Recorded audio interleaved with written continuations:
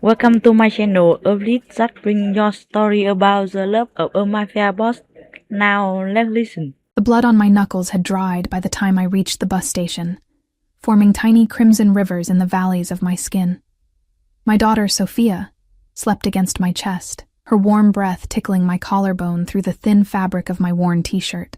3 months old, and already she'd seen more darkness than some do in a lifetime. The rain fell in unforgiving sheets, each drop hitting the concrete with the same force as my racing heartbeat. "Last call for the midnight bus to Port Haven." A disinterested voice crackled over the speakers. Port Haven. A place I'd never been, chosen solely because it was the furthest I could go with the cash I'd managed to hide from Mark over the past year. $40.17. All that stood between us and whatever came next. I shifted Sophia carefully and pulled the hood of my jacket further over her tiny head. The canvas bag hanging from my shoulder held everything we owned now. 2 changes of clothes, a half-empty package of diapers, 3 bottles, and a small stuffed rabbit with 1 ear. My fingers involuntarily traced the tender skin beneath my left eye, where the bruise was still forming from this morning's goodbye. The bus loomed ahead, its lights cutting through the rain like dull knives. I counted my steps as I approached. 1, 2, 3. Like counting the seconds between lightning and thunder to gauge how close the storm is. Except my storm wasn't weather. It was a man who knew by now that we were gone. "Ticket?" The driver barely glanced up, his face half illuminated by the glow of his small cabin light. I reached into my pocket with trembling fingers, pulling out the crumpled paper. Is this the one to Port Haven?" He nodded, stamping something onto the ticket before handing it back. End of the line. "Arrive at 5:30 a.m. Get comfortable." The bus was nearly empty, a blessing I hadn't dared hope for. I slid into a seat near the back, positioning myself where I could see everyone who boarded, but they couldn't easily see me. Mark had taught me to be paranoid, though not in the way he intended. As the engine rumbled to life, I pressed my forehead against the cool glass and whispered the same prayer I'd been repeating since I slipped out the bathroom window. "Please don't let him find us."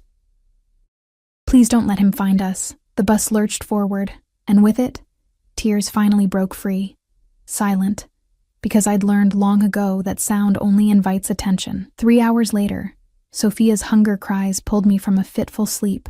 The other passengers, an elderly couple, and what looked like a college student, stirred slightly, but returned to their own worlds of dreams or headphones. "Shh, baby girl," I whispered, fumbling in the bag for a bottle. The formula was premixed. One small mercy in this chaos. The driver announced a 20-minute rest stop at some nameless gas station, and my bladder screamed in relief. I gathered Sophia and our bag, careful not to meet anyone's eyes as I stepped into the fluorescent glare of the station's convenience store. The bathroom was single occupancy, another small blessing. I locked the door behind us and caught sight of myself in the mirror for the first time since we'd left. The woman staring back was a stranger. Pale, with shadows beneath her eyes deep enough to drown in. The bruise had darkened to an ugly purple, curving from my cheekbone to the corner of my eye. My brown hair hung limp around my face, and my lips were chapped to the point of bleeding. "This is temporary," I told my reflection, as I balanced Sophia on one hip and splashed water on my face with my free hand. "We just need to keep moving." The gas station store offered little in terms of supplies, but I counted out precious dollars for more formula and a package of crackers that might quiet my own growling stomach. The cashier, a teenage girl with blue-tipped hair, looked bored until her eyes settled on my bruise. "You okay?" she asked, her voice dropping to a whisper. "Fine," I replied automatically, the lie so practiced it felt like truth. Walked into a door. She didn't believe me. I could tell by the way her eyes softened. But she didn't press. Instead, she slipped an extra package of crackers into my bag. "On the house," she murmured. Back on the bus, the remaining hours stretched endlessly. Sophia slept against me, her tiny fingers curled around the fabric of my shirt like she understood we couldn't afford to be separated, not even in sleep. I stared out the window at the darkness rushing past, wondering if somewhere on another highway, Mark was already hunting us. By the time we rolled into Port Haven, the sky was lightening to a dull gray, the kind of light that doesn't promise sunshine, just acknowledges that night has technically ended. The station was smaller than the one we'd left behind, a single building with peeling paint and metal benches that had seen better decades. With Sophia secured in the baby carrier against my chest, I stepped off the bus and into my new reality. The air smelled of salt and seaweed. We were near the ocean. I'd never seen the ocean before. Mark had promised to take me once, before I learned what his promises were worth. "Miss?" the bus driver called as I walked away. "You forgot this."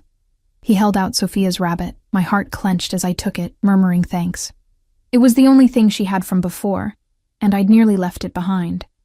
The town was just waking up as I walked its unfamiliar streets, a coffee shop with lights already blazing, a grocery store where employees were setting up produce displays, a motel with a flickering vacancy sign that made my remaining money feel even more insufficient. I needed somewhere to regroup, to figure out next steps. The coffee shop beckoned with its warmth and promise of normality. Harbor Light Cafe, the sign read, with a smaller notice beneath, "Help wanted." My heart skipped. Perhaps more than a temporary shelter? Inside, the cafe was warm and smelled of cinnamon and coffee. Only 2 tables were occupied, an older man reading a newspaper and a woman in scrubs, likely finishing a night shift. Behind the counter, a heavy-set woman with gray hair pulled into a practical bun looked up as the bell above the door announced our arrival. "Morning, honey," she called. "Take any seat you like." I chose a corner table where I could see both the door and the large windows facing the street. Old habits. The woman approached with a menu and a kind smile that faltered slightly when she saw my face. Her eyes, a warm brown, flickered to Sophia and then back to me with unmistakable understanding. "Coffee's on the house for new faces," she said, placing the menu before me. "I'm Marlene. I own this place." "Emma," I replied, using the name I'd practiced, not my real name, but close enough that I'd remember to answer to it. "And this is Sophia. Beautiful baby," Marlene said. "How old?" 3 months. She nodded, and I saw calculations happening behind her eyes. "You just get to town?" I hesitated, wondering if honesty was a luxury I could afford. "Yes. This morning." "Got a place to stay?" I shook my head.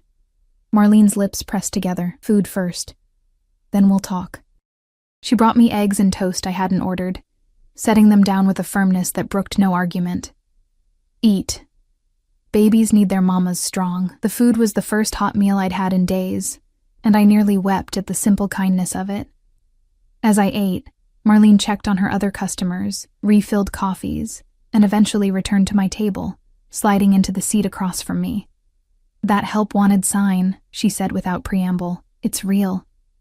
I need morning help, 6 to noon, 6 days a week. There's a room above the cafe. Nothing fancy, but it's clean. Comes with the job if you want it." My fork clattered against the plate. "You don't know me." "I know enough," Marlene replied, her eyes drifting to my bruise again. "Been where you are, honey. Someone gave me a chance once. I'm just passing it on." Hope, dangerous, fragile hope, flickered in my chest. "When would you need me to start?" "Tomorrow." "Today, you get settled. Room's got a crib already. My grandbaby uses it when my daughter visits." I opened my mouth to thank her, but the bell above the door chimed again, cutting me off. Something in the atmosphere of the cafe shifted instantly. The air seemed to thicken, carrying a new tension that raised the hair on my arms. I turned slightly, just enough to see the newcomers without being obvious. 3 men had entered, 2 flanking a third. The 2 on the outside were clearly security, broad-shouldered, vigilant eyes sweeping the room, hands positioned for easy access to whatever weapons they undoubtedly carried beneath their expensive jackets. But it was the man between them who commanded the space. Tall, with the kind of presence that didn't need to announce itself. His suit was charcoal gray, impeccably tailored to shoulders that spoke of strength carefully contained. Black hair, just long enough to reveal a natural wave, was swept back from a face that artists would want to sculpt, all defined angles and perfect symmetry. But it was his eyes that caught and held me. Deep blue like the ocean at midnight, observant in a way that suggested nothing escaped his notice. Those eyes scanned the cafe methodically until they landed on me. Something flickered in them. Interest? Curiosity? Before moving on. But that brief connection left me feeling exposed, as if he'd seen through every defense I'd constructed. Mr. Castellano, Marlene said, standing quickly. Your usual table is ready. The name meant nothing to me, but the way she said it, with respect tinged with caution, told me everything I needed to know. This man was important in Port Haven, the kind of important that came with power. The trio moved to a table near the back, private but with clear sightlines to both exits. The two security men remained standing while Mr. Castellano sat with his back to the wall. Marlene, I whispered as she prepared to head to their table. Who is that? She glanced over, then back to me. Gabriel Castellano owns half the waterfront, shipping business, they say. The way she said "they say" carried volumes of unspoken meaning. He's a good customer, polite, tips well. That's all you need to know. As she walked away, I felt those midnight blue eyes on me again. I didn't need to turn to confirm it. My skin prickled with the awareness of being watched. Sophia stirred against my chest, letting out a small whimper that quickly escalated to a cry. I reached for the bottle I'd prepared earlier, but in my nervousness, it slipped from my fingers, clattering to the floor and rolling of all the possible directions, directly toward the feet of Gabriel Castellano. Before I could move, he bent down and retrieved it, rising smoothly from his chair. His security tensed visibly, but a slight gesture from his hand kept them in place as he approached my table. Up close, he was even more intimidating, not in the crude, volatile way Mark had been, but in the complete control he emanated. Power contained and precisely wielded. I believe this belongs to you, he said, his voice a deep baritone with the faintest trace of an accent I couldn't place. He held out the bottle, and I noticed his hands, strong, with long fingers, and a heavy gold signet ring on his right hand.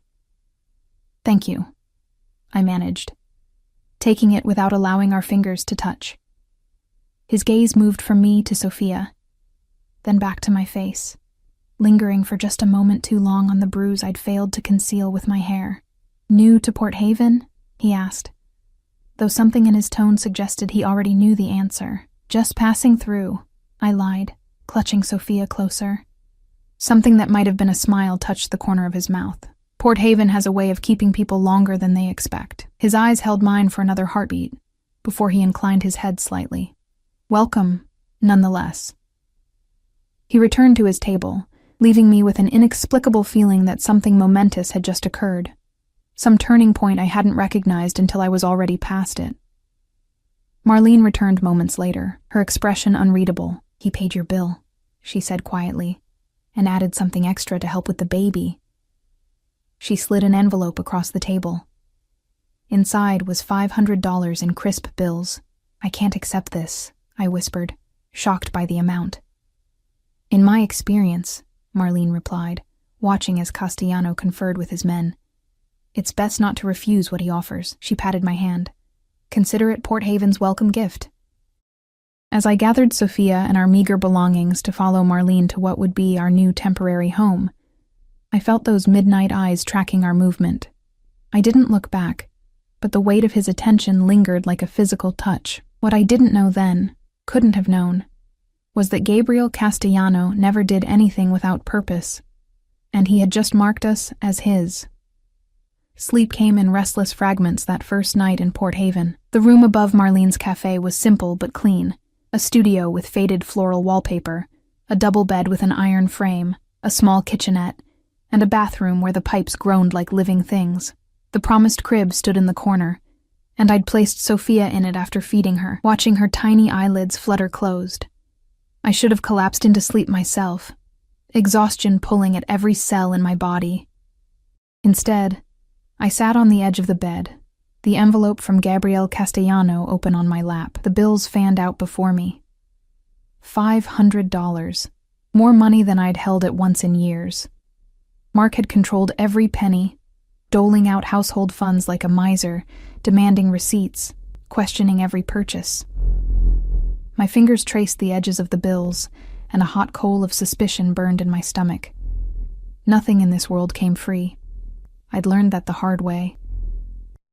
What did this man want from me? From us? But I couldn't deny we needed it. The money I'd scraped together would barely last a week. This could buy us time.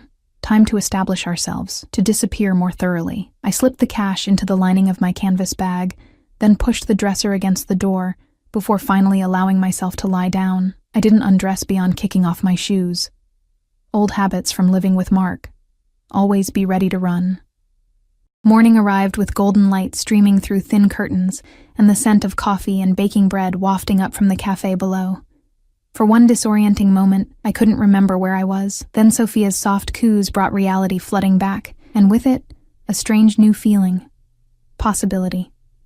I changed and fed her, then dressed myself in the cleanest clothes I had, jeans without visible stains, and a long-sleeved navy shirt that covered the finger-shaped bruises on my arms. The bruise on my face had darkened overnight, a purple-blue stain no amount of concealer could hide. Not that I had any.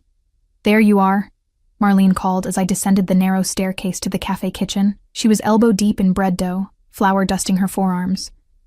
"Sleep okay?" "Yes, thank you," I lied, adjusting Sophia in her carrier against my chest. Marlene's eyes narrowed slightly, but she nodded. "Good. I'm showing you the ropes today. Tomorrow, you're on your own for the morning shift." The work was straightforward, taking orders, serving food, refilling coffee. Marlene ran a tight ship, but treated her customers like family. By mid-morning, I'd met half the town, it seemed. The fishermen who came in before dawn, hands rough from nets and salt water. The shop owners from the adjacent businesses. The harbor master with his weathered face and endless stories. None of them remarked on my bruise directly, but I caught the glances, the whispered conversations. Small towns kept few secrets. I could only hope Mark would never think to look for me in a place like this. "You're a natural," Marlene said, as the lunch rush began to taper off. "Take a break. Eat something." I sat at the small table in the kitchen, a bowl of soup steaming before me. While Sophia napped in a makeshift bed Marlene had arranged from a laundry basket lined with clean towels. The normalcy of the moment nearly undid me. How long had it been since I'd eaten a meal without fear? Since I'd existed in a space where I wasn't constantly calculating the emotional temperature of the room, adjusting myself accordingly. "Thank you," I said suddenly, my voice catching. "For all of this." Marlene looked up from the sandwich she was preparing, her expression softening. "We all need help sometimes, Emma. No shame in that." The rest of the day passed in a blur of customers and coffee, and learning the rhythms of harbor life. By closing time, my feet ached pleasantly, and I'd earned my first honest paycheck in years, tucked safely alongside Castellano's money in the lining of my bag. That night, I bathed Sophia in the shallow sink, humming softly as she kicked her tiny legs in the warm water. Her eyes, the same hazel as mine, watched me with complete trust. The weight of that trust settled on my shoulders like a mantle. I would not fail her. I could not. "We're going to be okay," I whispered, wrapping her in a towel Marlene had provided. "I promise." Days passed, then a week.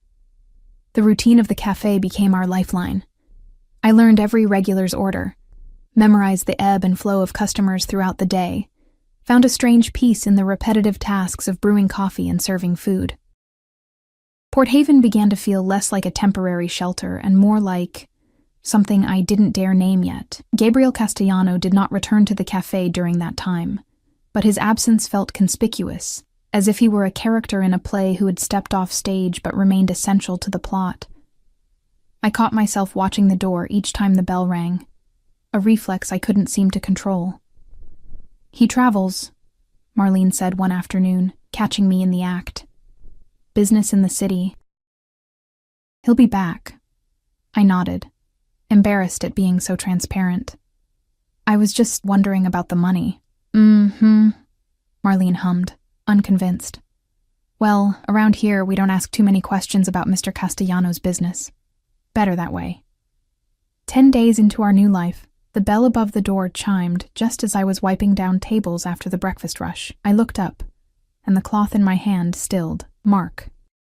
My heart lurched painfully against my ribs, and for one terrible moment, I couldn't breathe. But it wasn't him. Just a tourist with the same build, the same sandy hair. The man smiled pleasantly and asked for a menu. I nodded, unable to speak, and retreated to the kitchen, pressing my back against the cool tile wall, forcing air into lungs that seemed to have forgotten their purpose. Marlene found me there, shaking. Without a word, she pulled me into a hug, her solid frame anchoring me to the present. "He'll find us," I whispered into her shoulder. "He won't stop looking." She pushed me gently away, hands firm on my shoulders. "Listen to me, Emma. You're not alone anymore. You understand? Not alone." I nodded, though I didn't fully believe her. Mark had connections, friends on the police force, a cousin who worked for a cell phone company who had helped him track my calls before. He was resourceful in his obsession. And I had left with the only thing he considered truly his daughter. That night, I dreamed of him. In the dream, he found us in the cafe. He smiled that smile, the one that never reached his eyes, and reached for Sophia with hands that had left constellations of bruises across my body for years. I woke gasping, sweat-soaked and trembling, seconds before his dream self touched my daughter. The next morning dawned gray and misty, the harbor obscured by fog that crept through the streets like ghostly fingers. The cafe was unusually quiet. Even the regular fishermen had opted to delay their departures, nursing coffees and watching the weather from the windows. The bell chimed at precisely 9 o'clock, and Gabriel Castellano stepped through the door. This time, only one security detail accompanied him, a broad-shouldered man with vigilant eyes, who took up position near the entrance while Castellano made his way to the counter. Up close, he was even more imposing than I remembered. Taller than average, with the kind of physical confidence that came from knowing he could handle himself in any situation. Today's suit was navy, the fabric so fine it seemed to absorb rather than reflect light. His signet ring gleamed dully in the cafe's warm lighting. "Good morning," he said, voice low and rich as aged whiskey. "Emma, isn't it?" My surprise must have shown on my face, because the corner of his mouth lifted slightly. "Marlene mentioned you. How are you finding Port Haven?" "It's peaceful," I replied, suddenly aware of every patron in the cafe watching our interaction with undisguised interest. "What can I get you?" "Black coffee." "And perhaps a recommendation for breakfast?" "The blueberry pancakes are good, local berries." I was proud of how steady my voice remained, though my pulse hammered in my throat. "Perfect." His eyes, those midnight blue eyes, drifted to my cheek where the bruise had faded to a sickly yellow-green. Something dangerous flickered across his expression before he controlled it. "I'll take a table by the window." As I prepared his order, I felt the weight of his attention like a physical thing. Not the predatory assessment I'd grown accustomed to from Mark, but something different. A calculation, certainly, but layered with something that felt almost like concern. I dismissed the thought as wishful thinking and carried the coffee and pancakes to his table. He thanked me with a slight inclination of his head, then gestured to the empty chair across from him. "Join me for a moment?" It wasn't truly a question, despite its phrasing. I glanced around the cafe. Most of the customers had left, and Marlene nodded encouragingly from behind the counter. I sat, keeping my hands folded in my lap to hide their trembling. "How is your daughter?" he asked, cutting into the pancakes with precise movements. "She's well. Sleeping upstairs with Marlene's niece watching her." He nodded. "I understand you've taken the job here permanently." "For now," I hedged. "We're still figuring things out." His eyes met mine, and I had the distinct impression he saw far more than I wanted to reveal. Port Haven can be a good place for new beginnings, especially for those who need discretion. My breath caught. "I don't know what you mean." "I think you do." He took a sip of coffee, his gaze never leaving mine. "This is a small town, Emma. People talk. But they also protect their own. I'm not... You could be." He set down his cup. "If you wanted to stay." The conversation had taken a turn I couldn't navigate. What was he offering? Protection? Why would someone like him care about someone like me? "The money," I said suddenly. "I should pay you back." A slight frown creased his brow. "That's not necessary. I don't take charity." Something that might have been respect flickered in his eyes. "It wasn't charity. Consider it an investment in Port Haven's newest resident." Before I could respond, the cafe door burst open, the bell jangling violently. A young man rushed in, breathless and wide-eyed. "Mr. Castellano, there's trouble at the docks. The shipment—" Gabriel raised a hand, silencing the messenger instantly. "Excuse me," he said to me, standing in one fluid motion. He placed a $20 bill on the table, far more than the meal cost. "We'll continue this conversation another time." With that, he strode from the cafe, his security detail falling in step behind him. The messenger lingered just long enough to cast a curious glance my way before following. "Well," Marlene said, appearing at my elbow. "That's interesting." "What is?" I began clearing his barely touched breakfast. "Gabriel Castellano doesn't chat with just anyone." She took the plate from my hands. "He owns most of the harbor, the shipping business, 3 restaurants, the marina, but there are whispers about where that money really comes from." My stomach tightened. "What kind of whispers?" Marlene glanced around, though the cafe was now empty, the kind you don't repeat if you're smart. "But—" She hesitated. "He's fair. Treats his people well. Keeps the peace around here. And if someone's under his protection, well, they stay protected." The implication hung in the air between us. I thought of Mark, of his relentless pursuit, of the life I was trying to build here for Sophia. "I'm not looking for a savior, Marlene." She sighed. "Nobody said you were, honey, but in this world, sometimes we need allies." The rest of the day passed uneventfully, but Gabriel Castellano's visit lingered in my mind like smoke, impossible to grasp, but equally impossible to ignore. What did he want from me? What had he meant about protection? And why did the thought of seeing him again send equal measures of fear and something dangerously like anticipation coursing through me?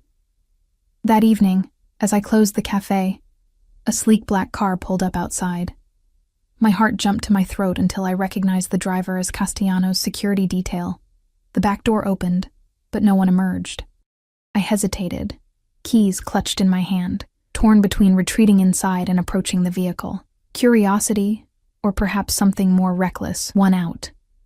I approached cautiously, stopping a few feet from the open door. Gabriel Castellano sat inside, his expression unreadable in the dim interior. "I apologize for the dramatic arrival," he said, his voice carrying easily in the quiet evening air. "But I wanted to finish our conversation from this morning." "I'm listening," I said, maintaining my distance. "Get in, please. Just for a moment." Every instinct honed by years with Mark screamed danger. Never put yourself in a position where escape is difficult. Never surrender control.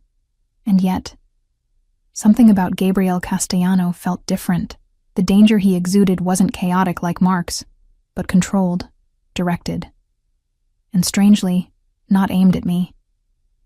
I slid into the car, leaving the door open, a small act of defiance or perhaps self-preservation. The interior smelled of expensive leather, and a subtle cologne that reminded me of cedar and something spicier beneath.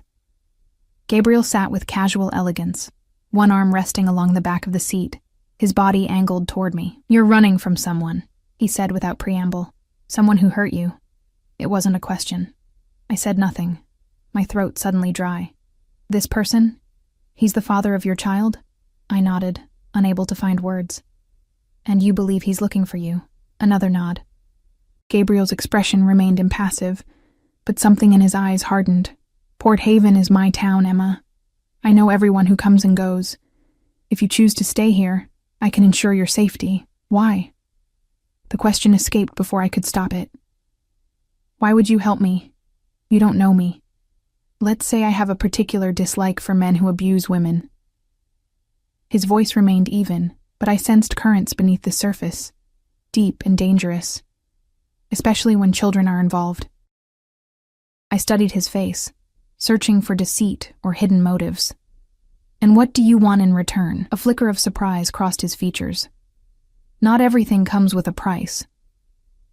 "In my experience, it does." He inclined his head slightly, acknowledging the point. "Nothing from you directly, but having respectable businesses in town, like Harbor Light, is good for the community. Your presence there contributes to that." It sounded reasonable, but instinct told me there was more he wasn't saying. Still, what choice did I have? Mark would find us eventually. Without help, without protection, we would be back where we started. Or worse. How would this work? I asked cautiously. Simple. You continue as you are. If anyone comes looking for you, my people will know. They'll be redirected. He paused, watching my reaction. You won't need to interact with me or acknowledge any arrangement exists. Your life remains your own. The offer hung between us, tempting, terrifying. I need to think about it, I said finally. He nodded once. Of course. Take your time. He reached into his jacket and produced a small card with just a phone number embossed in black. When you decide. I took it, our fingers brushing briefly. A current of something electric passed between us, and I withdrew my hand quickly. Thank you for hearing me out, he said, his voice softer now. Good night, Emma. I exited the car, clutching the card like a talisman as the vehicle pulled smoothly away from the curb. Above me, the stars had emerged from behind the day's clouds, scattered like diamonds across black velvet. For the first time since fleeing Mark, I felt the faintest glimmer of hope. Not safety. I wasn't naive enough to believe that yet. But possibility. A chance that Sophia might grow up without looking over her shoulder, without inheriting my fear. The card in my hand felt warm, almost alive. Gabriel Castellano was offering protection. But instinct told me accepting it would change everything. The question was whether I was brave enough to find out how. 3 weeks into our new life in Port Haven, I began to breathe more freely. Each day followed a reassuring pattern. Morning shifts at Harbor Light, afternoons spent with Sophia exploring our small town, evenings of quiet domesticity in our room above the cafe. I found myself smiling more, the constant knot of tension in my shoulders gradually loosening. Gabriel Castellano's card remained untouched in the lining of my bag, alongside his money, which I still hadn't spent. His offer of protection lingered in my thoughts, especially at night when shadows played across the walls, and every creak of the old building sent my heart racing. But each morning, bathed in sunlight and surrounded by the cheerful bustle of the cafe, the fears receded. Until the day the postcard arrived. It was innocuous enough, a generic harbor scene not unlike Port Haven itself. But the message, written in Mark's precise handwriting, turned my blood to ice. Missing you both. I'll find you soon. M. No address, just my name. Delivered directly to the cafe. Emma, you've gone white as a sheet. Marlene's concerned voice barely penetrated the roaring in my ears. I handed her the postcard wordlessly, watching her face darken as she read it. How did he find me?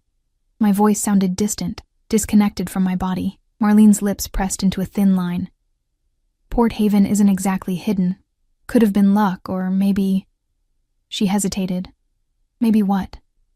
Maybe someone recognized you. Your picture, I mean. Cold dread pooled in my stomach. He filed a missing persons report. It made perfect sense.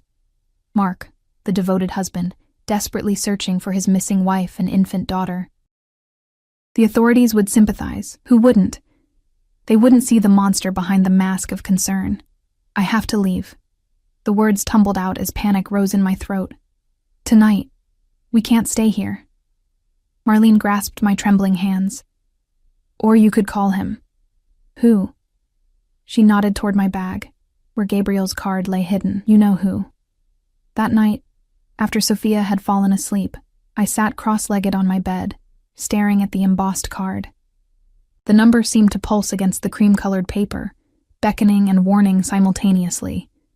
What did I really know about Gabriel Castellano? That he owned most of Port Haven, that people spoke his name with a mixture of respect and fear, that there were whispers about his business, that he'd offered me protection without asking for anything tangible in return, which made me more suspicious than grateful. But what choice did I have? Mark had found us once. He would find us again. I was tired of running, tired of fear dictating every decision. Before I could change my mind, I dialed the number. He answered on the second ring. Gabriel Castellano. His voice was alert despite the late hour.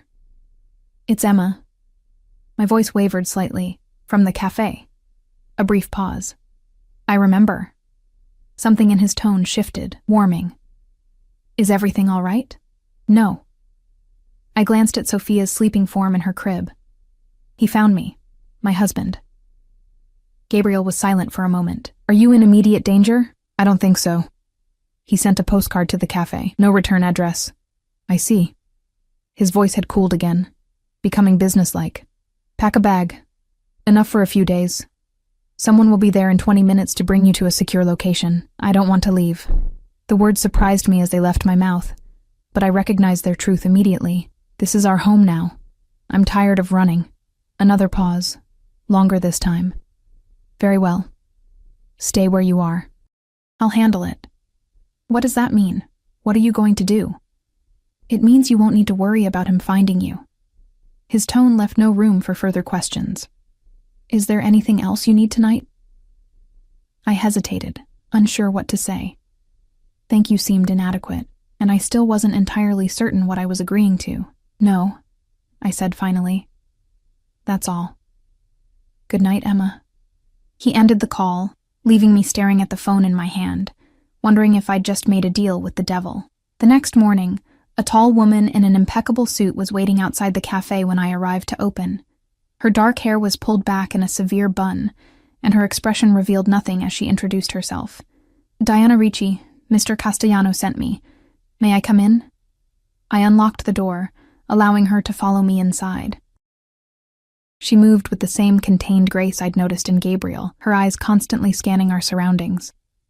I need information about your husband, she said, seating herself at the counter while I began the morning prep work. Full name, physical description, vehicle, employment, known associates. Everything you can tell me. I hesitated, measuring coffee grounds for the first brew. What exactly is Mr. Castellano planning to do? Diana's expression didn't change. Keep you safe. That's all you need to know. I don't want anyone hurt because of me. Something that might have been amusement flickered across her face. Mr. Castellano is more sophisticated than that. This is about prevention, not retribution. Not entirely convinced, I nevertheless provided the information she requested. Mark's full name and birth date. His position as a sales manager at a pharmaceutical company. The names of his closest friends, all cut from the same cloth as him. Men who laughed too loudly at parties and touched their wives too roughly when they thought no one was looking. Diana recorded everything in a small notebook, her handwriting quick and precise. When I finished, she closed the notebook and slid it into her jacket. You'll be contacted if we need anything else. In the meantime, continue your normal routine. Mr. Castellano has arranged additional security for both you and the cafe. I don't see anyone. A slight smile touched her lips. That's the point. After she left, I found myself constantly searching for signs of this additional security. Were there watchers in the apartment building across the street, in the cars parked along the harbor? I saw nothing obvious, but occasionally felt the distinct sensation of being observed. Not the predatory awareness Mark had instilled, but something more protective. 4 days passed without incident. No more postcards, no sightings of Mark. I began to relax again, to believe that perhaps Gabriel Castellano's intervention had worked. Then, on the 5th day, he appeared at the cafe just before closing. The few remaining customers quickly paid their bills and left when he entered, as if responding to an unspoken command. His security waited outside this time, leaving us alone in the empty cafe. May I? He gestured to a chair at the table I was wiping down. I nodded, setting aside my cloth and taking the seat opposite him. He looked tired, I realized, faint shadows beneath his eyes, a tightness around his mouth that hadn't been there before. Your husband is persistent, he said without preamble. My heart stuttered. He's here? In Port Haven? No. Gabriel's voice was calm, reassuring. But he's been making inquiries, showing your picture in towns along the coast. He's working methodically north from where you left. How do you know this? I have people watching him.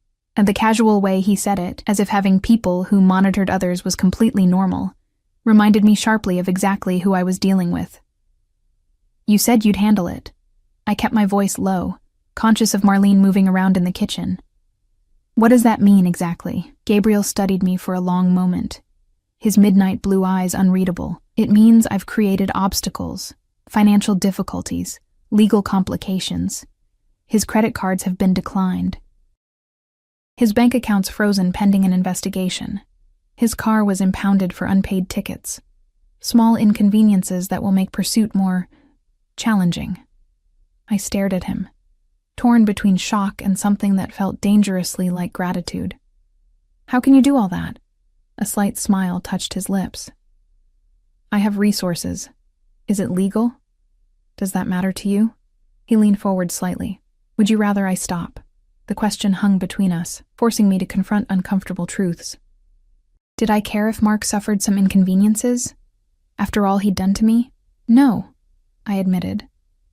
I wouldn't. Gabriel nodded, as if my answer confirmed something he'd already suspected. These measures will slow him down, but not stop him indefinitely. Eventually he'll find his way here.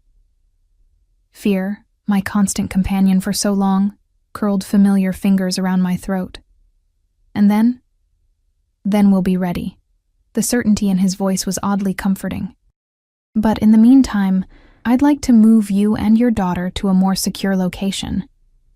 I don't want to leave the cafe. Our room is above a business with plate glass windows and multiple access points.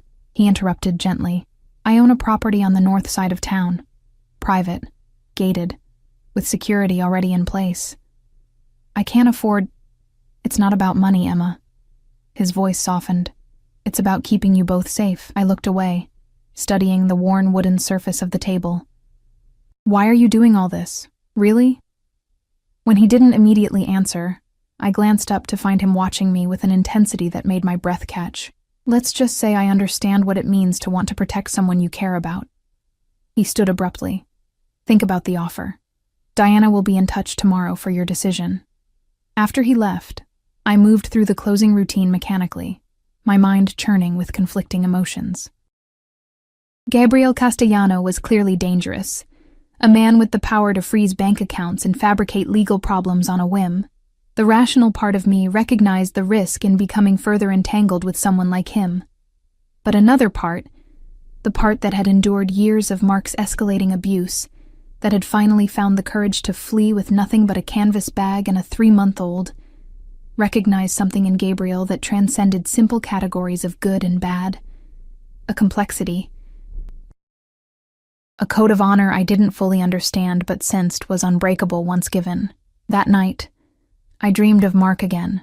He stood outside Harbor Light, his face pressed against the glass, eyes finding me unerringly through the crowd of customers. But this time, as he reached for the door, a shadow fell across him, tall and commanding, Gabriel. In the strange logic of dreams, they faced each other like ancient enemies, neither speaking, neither moving, while I stood frozen between them. I woke gasping, sheets tangled around my legs, the dream still vivid behind my eyes. Sophia stirred in her crib but didn't wake, her tiny fist pressed against her cheek. The clock read 3:17 a.m. Unable to return to sleep, I moved to the window that overlooked the harbor. The water gleamed silver under a nearly full moon, boats bobbing gently at their moorings. Port Haven slept, peaceful and oblivious to the storm gathering on its horizon. I had brought danger to this place. To Marlene, who had shown me nothing but kindness, to the town that had begun to feel like home. By morning, my decision was made. Diana arrived precisely at 9, her expression as impassive as before. Mr. Castellano asked me to convey that the property is ready whenever you are. Today, I said, surprising myself with my certainty. We'll move today. She nodded, showing no reaction to my decision. I'll arrange transportation. 3 o'clock? I glanced around the cafe, at Marlene serving breakfast to the regulars, at the warm, worn space that had offered us first sanctuary. Yes, 3 o'clock. Telling Marlene was harder than I had expected. Her face fell as I explained about the new arrangements, and for a terrible moment, I thought she might try to talk me out of it. Instead, she pulled me into a fierce hug. You do what you need to keep that baby safe, she whispered fiercely. And remember, you always have a place here. Always. At precisely 3, a sleek black SUV with tinted windows pulled up outside the cafe. Diana emerged from the driver's seat, efficient as ever, helping me load our meager belongings, now supplemented with gifts from Marlene and other cafe regulars, into the vehicle. As we drove through town, I watched Port Haven slide past the windows, memorizing its details, the harbor with its fishing boats and pleasure craft, the small shops with their colorful awnings, the narrow streets that had begun to feel familiar. We headed north, following the coastline before turning onto a private drive nearly hidden between tall pine trees. An ornate iron gate swung open as we approached, closing silently behind us. The driveway curved through manicured grounds before revealing a house that took my breath away. A modern structure of glass and stone perched on a cliff overlooking the ocean. "This is it?" I asked, unable to keep the awe from my voice. Diana's expression softened slightly. "Mr. Castellano thought you might appreciate the view." As we parked, the front door opened, and Gabriel himself stepped out to greet us. He wore casual clothes for the first time since I'd known him. Dark jeans and a gray sweater that somehow looked as expensive as his suits. "Welcome," he said simply, his eyes meeting mine with an intensity that made my heart skip. "To your temporary home." The house was breathtaking. Soaring ceilings with exposed beams, walls of glass that brought the ocean view inside. Sleek furniture that managed to look both modern and inviting. As Diana carried our bags inside, I stood frozen in the entryway, Sophia secured against my chest, overwhelmed by the stark contrast between this luxury and the life I'd fled. "Let me show you around," Gabriel said, his voice pulling me from my daze. He led us through the main floor with its open-concept living area, gourmet kitchen, and dining space that could comfortably seat 12. Every room faced the ocean, capturing the dramatic coastline from different angles. "The upper level has 4 bedrooms," he explained, guiding me up a floating staircase of wood and glass. "I've had one prepared as a nursery." I followed him down a hallway to a room that made me stop in my tracks. Soft yellow walls, a white crib far nicer than the one at Marlene's, a rocking chair beside a window overlooking the water, and shelves stocked with children's books and toys. "When did you do all this?" I asked, unable to mask my astonishment. "I had it prepared after our phone call." His expression revealed nothing, but I caught a hint of uncertainty in his voice. "If it's not suitable, it's perfect," I interrupted, my throat tight with unexpected emotion. "It's just a lot to take in." He nodded once, understanding in his eyes. "Your room is adjacent. I thought you might prefer to be close to her." The master suite was equally impressive. A king-sized bed, a sitting area with 2 comfortable chairs, a bathroom with a shower and separate soaking tub. Like the nursery, it had clearly been prepared with care. Fresh flowers on the nightstand, plush towels in the bathroom, even a selection of new clothes in the closet. Tags still attached. "I took the liberty," Gabriel said, noting my surprise at the wardrobe. "Diana estimated your sizes. If anything doesn't fit..." "Why are you doing all this?" The question burst from me, no longer containable. "The house, the clothes, the nursery, it's too much." A shadow passed across his face. "Do you want the diplomatic answer or the truth?" "The truth. Always the truth." He moved to the window, looking out at the ocean for a long moment before turning back to me. "When I first saw you at Harbor Light, I recognized something in you. A resilience. A determination to protect what's yours at any cost." His gaze was direct, unflinching. "I respect that. More than you know." It wasn't the whole truth. I could feel the weight of unspoken words, but it was genuine. "Thank you," I said simply. He inclined his head slightly. "I'll leave you to settle in. Diana will remain as security. I have business in town, but will return for dinner." "Unless you'd prefer to dine alone?" The question held no pressure, no expectation, just a courtesy. "Dinner would be nice," I heard myself say. After he left, I explored the house further, discovering a heated infinity pool on the cliffside terrace, a home theater in the basement, and a small gym. Every room spoke of wealth and taste, but with a distinctly masculine energy. There were no personal photographs, no feminine touches. This was Gabriel's retreat, not a family home. I found Diana in the kitchen, efficiently unpacking groceries. "Mr. Castellano arranged for a full staff, but they only come during the day," she explained. "For security reasons, evenings are limited to trusted personnel." "Like you," I observed. A slight smile touched her lips. Like me, as I settled Sophia for a nap in her new crib, questions circled in my mind. Who exactly was Gabriel Castellano? What kind of business required this level of security? And why had he taken such an interest in us? The clothes in the closet fit perfectly. Designer jeans, cashmere sweaters, silk blouses. I chose a simple navy dress for dinner, the fabric soft against my skin. It had been years since I'd worn anything nice. Mark had preferred me in clothes that wouldn't attract attention. Gabriel returned just after 7, the sound of his car on the gravel driveway sending an unexpected flutter through my stomach. He'd changed into a charcoal suit that fit his broad shoulders perfectly, his dark hair slightly damp as if he'd just showered. "You look lovely," he said when I came downstairs, Sophia in my arms. His eyes held appreciation without objectification, another contrast to Mark that didn't go unnoticed. Dinner was served on the terrace, the setting sun painting the sky in dramatic oranges and pinks. A private chef had prepared the meal. Seafood caught that day, fresh vegetables, warm bread. Gabriel poured wine into crystal glasses, the ruby liquid catching the fading light. "To new beginnings," he said, raising his glass. I hesitated, then touched my glass to his. To new beginnings. The conversation flowed more easily than I'd expected. Gabriel asked about my background, where I'd grown up, my education. I found myself sharing pieces of my past I rarely discussed. My childhood in a small Midwestern town, the scholarship to study nursing that I'd abandoned when I met Mark, the dreams I'd set aside. "And now?" he asked, his attention completely focused on me. "What do you want for your future?" The question startled me. It had been so long since anyone had asked about my desires, my aspirations. "Safety," I said automatically. "For Sophia.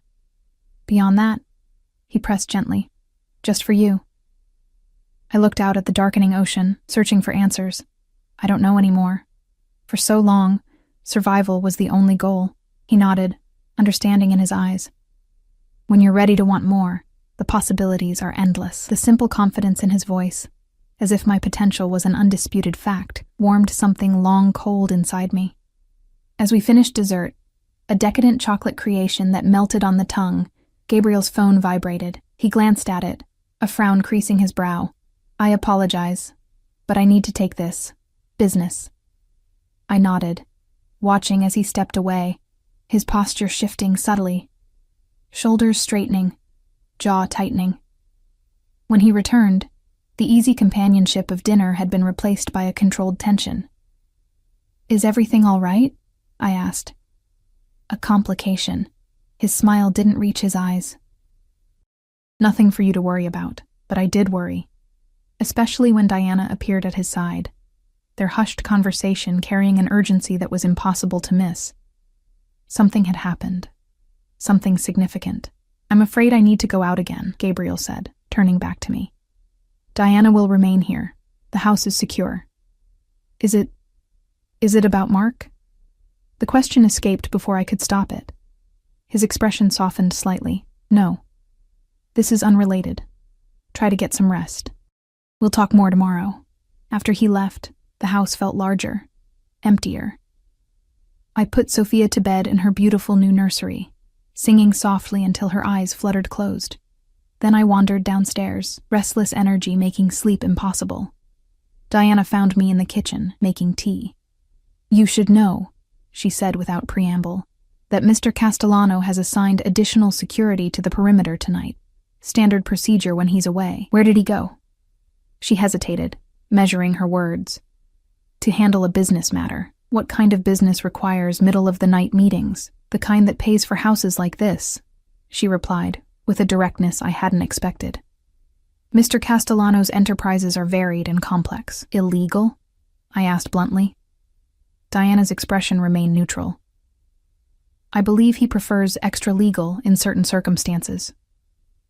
The confirmation of what I'd suspected sent a chill through me, despite the warm tea in my hands. I was staying in the home of a man involved in criminal activities, accepting his protection, eating his food, wearing clothes he'd provided. "He's a good man," Diana said, reading my thoughts with uncanny accuracy. "Better than most who live entirely within the law." I thought of Mark, outwardly respectable, employed by a pharmaceutical company, active in the community, and the monster he became behind closed doors. The comparison was uncomfortably apt. "How long have you worked for him?" I asked. 8 years. He saved my life. She said it matter-of-factly, without elaboration, but the loyalty in her voice was unmistakable. "Get some sleep, Emma. The house is secure. No one gets in without my knowledge." Sleep, when it finally came, was restless and filled with fragmented dreams.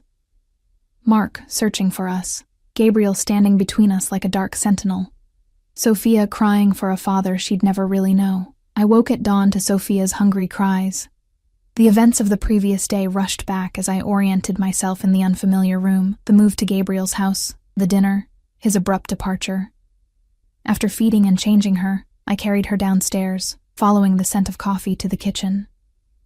To my surprise, Gabriel sat at the island counter, reading something on a tablet. He looked tired, shadows beneath his eyes suggesting a sleepless night, but he smiled when he saw us. "Good morning." He set down the tablet. "Did you sleep well?" "Well enough," I lied, accepting the cup of coffee he offered. "How was your business?" Something flickered across his face, amusement perhaps at my attempt at discretion. Resolved, for now. We settled into a strangely domestic breakfast routine, Gabriel preparing toast while I managed Sophia. The normality of it felt surreal after the tension of the previous night. "I need to ask you something," I said as we ate. "Something important." He set down his coffee cup, giving me his full attention. "Of course." "Your business, what Diana called extra-legal, does it involve hurting people?" The question hung between us, direct and unavoidable. Gabriel didn't look away or attempt to deflect. "Sometimes," he admitted, his voice low. "Not innocence, not without cause. But yes, sometimes force is necessary in my world." I nodded, absorbing this. "And the money that pays for all this house, the clothes, everything, it comes from that business?" "Yes." "I'm not sure I can be part of that world," I said carefully. "For Sophia's sake." He studied me for a long moment, respect evident in his gaze. "I understand. But you should know something, Emma. The line between my world and the one you think you're protecting her from is thinner than most people realize. Your husband operated within society's rules, yet caused more harm than many I know who operate outside them." The truth of his words stung. Mark had been the monster in our home, the danger hiding in plain sight. And now Gabriel, a man society would label dangerous, had provided us safety when the system had failed. "I don't know what's right anymore," I admitted. Few who've seen both sides of that line do. His hand moved across the counter, not quite touching mine, but close enough that I could feel its warmth. "All I ask is that you judge me by my actions toward you, not by labels others would apply." Before I could respond, Diana appeared in the doorway, her expression grave. "Sir, we have a situation." Gabriel's demeanor changed instantly, the relaxed breakfast companion replaced by something harder, more focused. "What is it?" "He's been spotted in town, at Harbor Light, asking questions." My blood turned to ice. "Mark? He's here?" Gabriel stood, all business now. "How long ago?" 20 minutes. Martinez is following him. He's checked into the Harbor Inn. He found me," I whispered, clutching Sophia closer. "How did he find me?" Gabriel turned to me, his expression controlled but intense. "This changes nothing. You're safe here. He doesn't know about this house, about the connection between us." "He'll keep looking," I said, fear making my voice shake. "He won't stop until he finds us." "Then perhaps it's time we stopped playing defense." Gabriel's voice had cooled to something dangerous. "Diana, prepare the study. I need to make some calls." As Diana left, Gabriel knelt before me, his eyes level with mine. "I promised you protection, Emma. I intend to keep that promise. But I need to know how far you want me to go." The implication was clear. He could make Mark disappear, permanently. The thought should have horrified me, but all I felt was a complicated tangle of emotions. Fear, relief, guilt, anger. "No," I said finally. "Not that. There has to be another way." He nodded, accepting my decision without question. "Then we'll find one. But understand this, He will never touch you or Sophia again. Not while I breathe. The fierce conviction in his voice sent a shiver through me, not of fear, but of something I hadn't felt in years. Security, protection, the knowledge that someone powerful stood between us and harm. As Gabriel left to make his calls, I moved to the window overlooking the ocean. Somewhere in Port Haven, Mark was searching for us. The past I'd fled was catching up. But this time, I wasn't alone. This time, I had someone in my corner who commanded resources I could barely comprehend. The question that remained, hovering like storm clouds on the horizon, was what price this protection would ultimately demand, and whether I was willing to pay it. The next 24 hours passed in a blur of activity. Gabriel transformed the study into a command center, with multiple phones ringing and people I'd never seen before arriving for hushed conversations. Diana remained my constant shadow, her vigilance both reassuring and a reminder of the danger that had found us. Through carefully placed sources in town, Gabriel tracked Mark's movements. He'd spent his first day in Port Haven, showing my photograph at local businesses, claiming I'd abducted our daughter during a mental health crisis. The story was calculated to elicit sympathy and assistance, the desperate father searching for his unstable wife and endangered child. He's contacted the local police, Diana informed us during a tense briefing in the study. Fortunately, the chief is amenable to our perspective. Gabriel nodded, unsurprised. And Marlene? Denied ever seeing either of them, said she'd call if anyone matching the description came in. I hugged my arms around myself, guilt washing over me. I've put her in a terrible position. Marlene can handle herself, Gabriel assured me, his hand briefly touching my shoulder.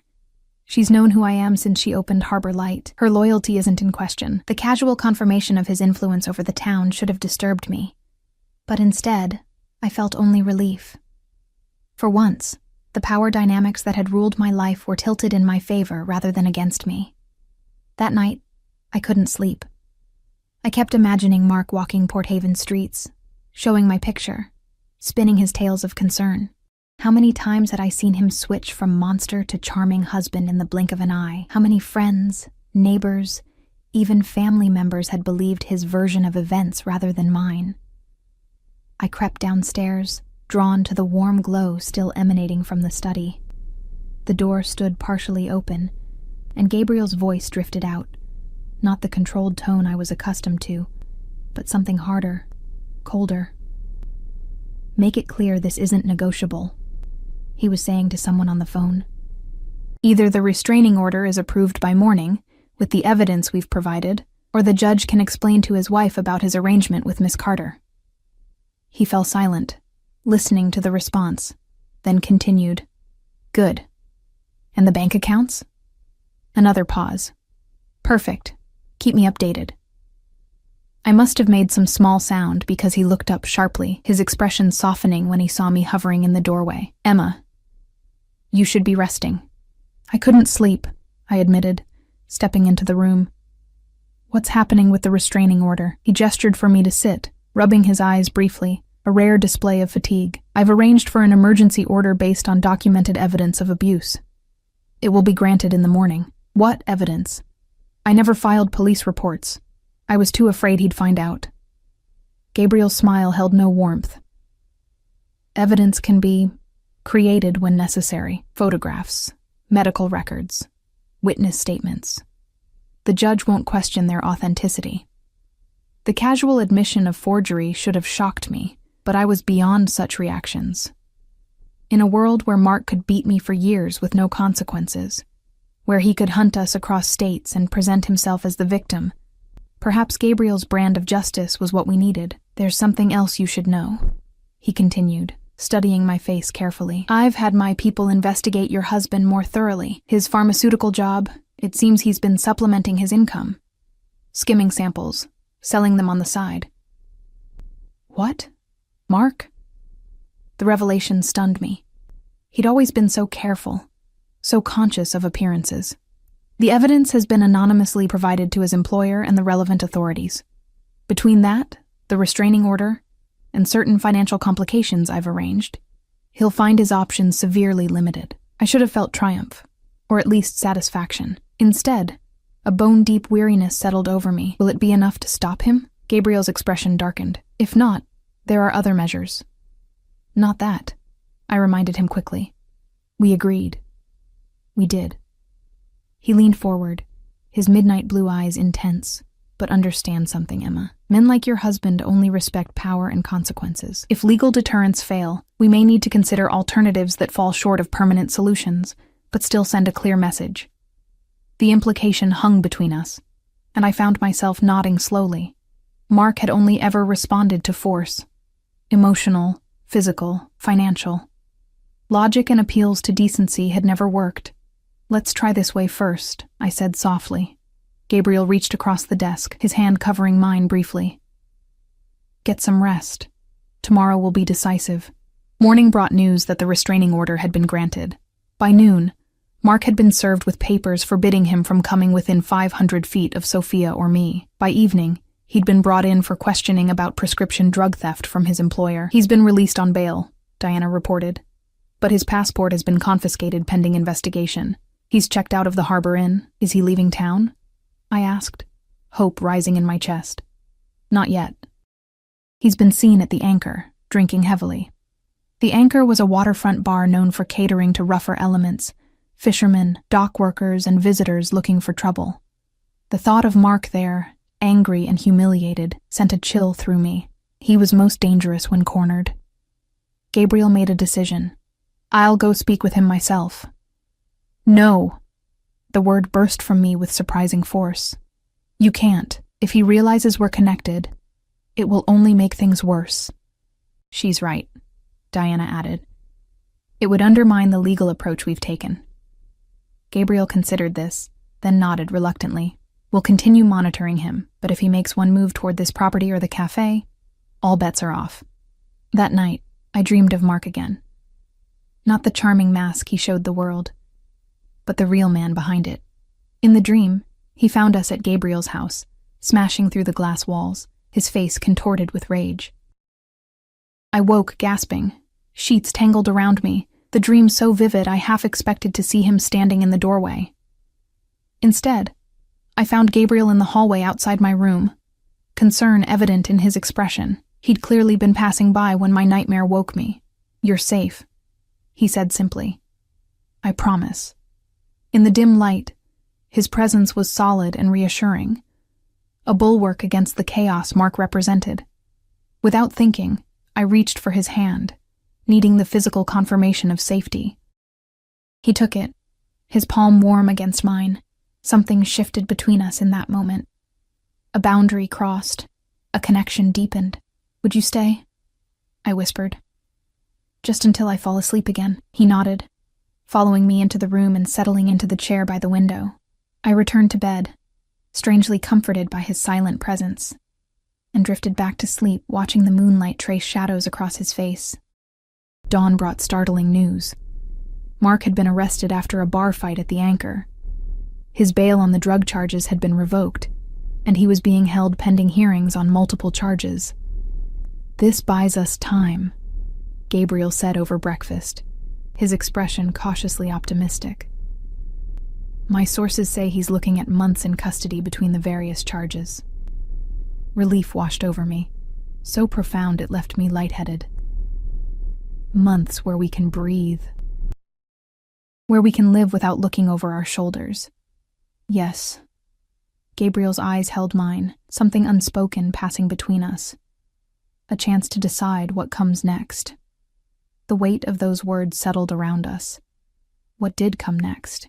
The immediate danger had passed, at least temporarily. The house that had been a refuge now felt like something more complicated, a place where possibilities I'd never considered suddenly seemed within reach. Over the following weeks, a new routine established itself. I returned to work at Harbor Light during the day, but continued staying at Gabriel's house. Marlene understood the arrangement without needing explanations, her knowing smile suggesting she approved, despite the rumors that had inevitably begun circulating in town. Let them talk, she said when I expressed concern. Anyone who matters knows the truth. But what was the truth? Gabriel and I existed in a strange limbo. More than protector and protected, not quite lovers. He joined us for dinner most evenings, watching with undisguised fascination, as Sophia grew more animated by the day. Sometimes our hands would touch while passing dishes or putting away groceries, and the current between us was impossible to deny. 1 month after Mark's arrest, Gabriel surprised me with news. "I've spoken with a lawyer who specializes in cases like yours," he said, as we walked along the cliff path behind the house, Sophia sleeping against my chest. "She believes you have grounds for an expedited divorce and full custody, especially given the current charges against him." I stopped, the ocean breeze catching my hair. Really? Without having to face him in court? Given the restraining order and his incarceration, yes, it would be handled through representatives. Freedom, true, legal freedom, seemed suddenly within reach. How long would it take? 3 months, possibly 4. He hesitated, uncharacteristically uncertain. "There's something else. If you decided to stay in Port Haven permanently, I could help you find a place of your own, something in town, perhaps, closer to the cafe." The offer was generous, thoughtful, and completely unexpected. I'd assumed our arrangement would continue indefinitely, at least until Mark was no longer a threat. "You want us to leave?" I asked, unable to keep the hurt from my voice. Understanding dawned in his eyes. "No. God, no. But I thought you might want your independence. Your own space, without complications." By complications, I knew he meant himself, his business, his world that straddled the line between legitimate and criminal, the growing feelings between us that neither had acknowledged aloud. "What if I don't want to leave?" The words emerged before I could reconsider them, hanging in the salt-tinged air between us. Gabriel studied me, searching for certainty. "Emma, you should know what you'd be choosing. My life is not simple. There are aspects of my business that will always exist in gray areas. There are enemies. Risks. I've lived with risk," I replied. "With an enemy inside my own home. At least your dangers are honest ones." He took a step closer, close enough that I could see the flecks of lighter blue in his midnight eyes. "What are you saying?" "I'm saying I don't know what the future holds, but I'm tired of making decisions based solely on fear. Sophia and I are safe with you. We're happy here." I took a deep breath. Whatever this is between us, I'd like to see where it leads. For a moment, he remained perfectly still. Then his hand rose to gently cup my cheek, his thumb tracing the place where my bruise had once been, now healed, like so many other wounds, visible and invisible. "I've wanted to hear those words since the day you walked into Harbor Light," he admitted, his voice low and intense. "But I needed you to be sure, to choose freely, with your eyes open. They are open. Wide open." His kiss, when it finally came, was gentle, a question rather than a demand. I answered by leaning into him, my free arm encircling his waist, Sophia nestled safely between us. 6 months later, Mark's trial concluded with a 5-year sentence for drug trafficking, assault, and violation of the restraining order. The divorce was finalized, with full custody granted to me. Sophia celebrated her first birthday in the garden of the house on the cliff, now officially our home. Gabriel had formally adopted her 3 weeks earlier, the ceremony small and private but deeply meaningful. He'd wept when she'd first called him Dada, the fearsome Mafia boss undone by a toddler's love. Our marriage followed a month after that, a surprise to no one in Port Haven, where we'd long since become a recognized family. Marlene had insisted on hosting the reception at Harbor Light, where everything had begun. "To think," she'd said, wiping away tears during her toast, "it all started with a dropped baby bottle." That night, as Gabriel and I stood on our bedroom balcony overlooking the ocean, his arms wrapped securely around me from behind, I thought about the journey that had brought us here, the desperate flight from Mark, the fear that had been my constant companion for so long, the chance encounter that had changed everything. "Do you ever regret it?" I asked softly. "Getting involved with a desperate woman and her baby that day?" His lips brushed my temple, his voice warm against my skin. "Not for a single moment. You gave me something I never thought I'd have, Emma. A family. A home that's more than just a house." I turned in his arms, looking up at the man who had become my protector, my partner, my love. We gave each other second chances. Second chances, he agreed, drawing me closer. And a first chance at happiness. As we stood there under the vast canopy of stars, I knew that our story wasn't perfect. Gabriel's business still existed in those gray areas he'd spoken of. There were still aspects of his world that remained shadowed from me. But unlike the secrets and lies of my past, these were shadows we acknowledged together, navigated together. I had escaped one man's prison only to willingly enter another man's complicated world. But there was a crucial difference. This time, the door remained open. I stayed by choice, with eyes wide open, my daughter safe, my heart healing. And in the end, perhaps that's what freedom truly means. Not the absence of complexity or even danger, but the power to choose it, to face it alongside someone who values your strength rather than seeking to break it. In Gabriel's arms, watching the moonlight silver